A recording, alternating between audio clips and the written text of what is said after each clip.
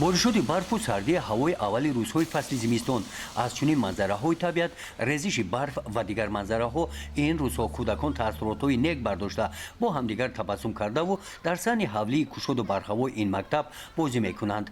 مکتب اینترنت خوانندگان بالایقت واقع در ناحیه وسه در دهه کدوچی دهات باباشاهیان این روزها انا همین گونه منظره را میماند، زیرا این مؤسسه تعلیمی به دوره تیرماه و زمستان آمادگی جدی دیده است و سیمخانه‌ها در چنین روزهای سرد با گرمی تامین میباشند. در مکتب اینترنتی خوانندگان لایقمند ناحیه وسه مسئله معرکه زمستانگذرانی کارهای آمادگی پورا به اجرا رسانده شده است. باوری کامل داریم که معرکه مهم با خوبی با انجام رسانیده می شود. طبق دستور سپارش‌های اساسگزار صلح و وحدت ملی پیشوای ملت پرزیدنت جمهوری تاجیکستان محترم امامعلی رحمان کاری تعلیم و تربیت و آمادگی را پورا به راه بردیم و با باوری کامل گفته می توانیم که دوره زمستان با پورگی با همه طلبات‌های درکاری به اجرا رسانده می شود. این زمان شغلی که شما مشاهده کردید قریب در همه سیمخانه‌های ما پیشگاه‌های گذاشته شدند.